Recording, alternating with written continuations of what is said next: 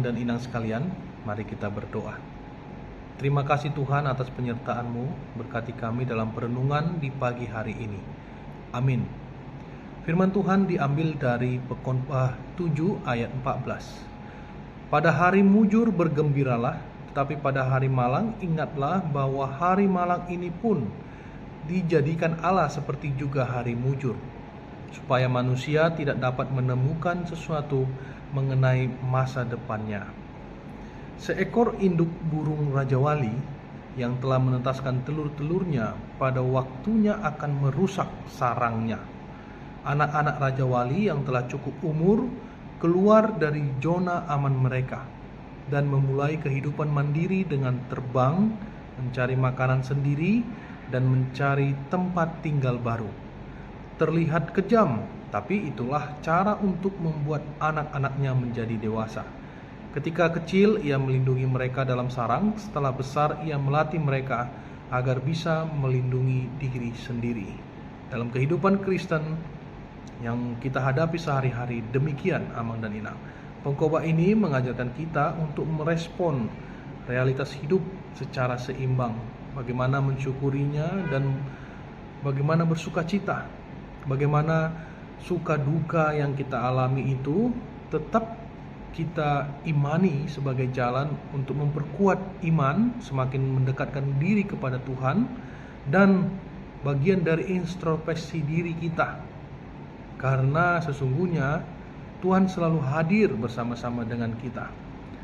Allah memiliki maksud dan tujuan dalam hidup kita masing-masing. Maka bagaimanapun beratnya hidup, bagaimanapun sukacita, mari terus kita ingat Tuhan dalam keadaan itu.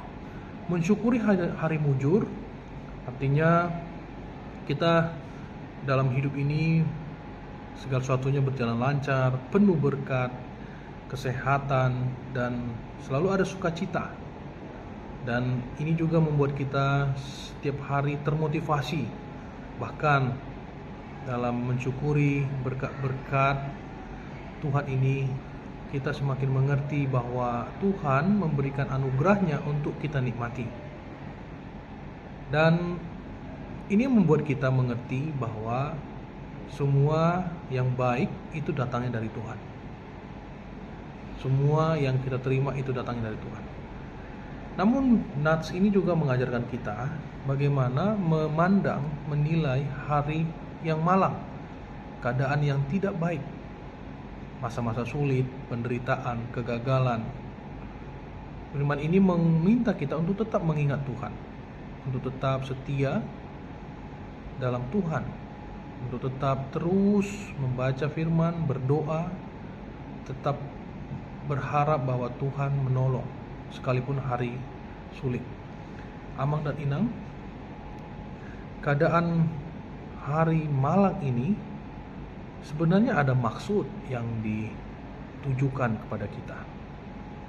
Di dalam iman kita melihat hari malang ini sebagai cara untuk mengevaluasi diri, mengevaluasi perbuatan, sebagai cara untuk melatih kesabaran, membentuk karakter yang tangguh di dalam kesulitan, dan membentuk disiplin rohani.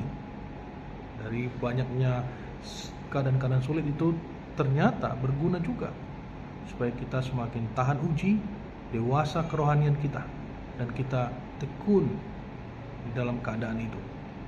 Demikian juga mengingatkan kita supaya bertobat. Masa sulit sering sekali dipakai Tuhan untuk menegur, bahkan melalui sakit penyakit yang kita terima atau kehilangan. Itu tujuannya untuk menegur, mengkoreksi kita, bukan menjauhkan kita dari Tuhan, bukan, tapi semakin mengerti kita bahwa Tuhan itu sayang sekali sama kita. Demikian juga untuk membuat kita menjadi kesaksian. Jadi apa yang telah kita alami itu ternyata besok di masa depan itu dibutuhkan oleh orang lain sebagai kisah kesaksian yang menguatkan. Karena mereka akan bertanya, bagaimana cara kita keluar dari keadaan malang itu. Tuhan selalu hadir bersama kita dalam suka maupun duka. Yang terakhir dalam firman ini kita melihat bahwa supaya manusia tidak dapat menemukan sesuatu mengenai masa depannya. Artinya, Allah mau mengingatkan kepada setiap orang percaya, kedaulatan masa depan itu ada di tangan Tuhan. Tuhan menentukannya. Kita tidak bisa memprediksi atau mengatakan bahwa demikianlah kehidupan kita di masa depan. Tidak. Karena semuanya itu adalah sesuai dengan kehendak Tuhan. Dan ini berarti kita hidup harus bergantung pada Tuhan. Marilah kita terus bersuka cita, terus mengucap syukur apapun keadaannya. Dan biarlah kita serahkan semua rencana-rencana kita ke dalam tangan Tuhan. Biar Tuhan yang pimpin, biar Tuhan yang mengarahkan kita. Tentu di atas semuanya ini ada sukacita, ada damai. Dan kita tahu bahwa hanya Tuhan satu-satunya penolong kita. Tuhan memberkati. Mari kita berdoa.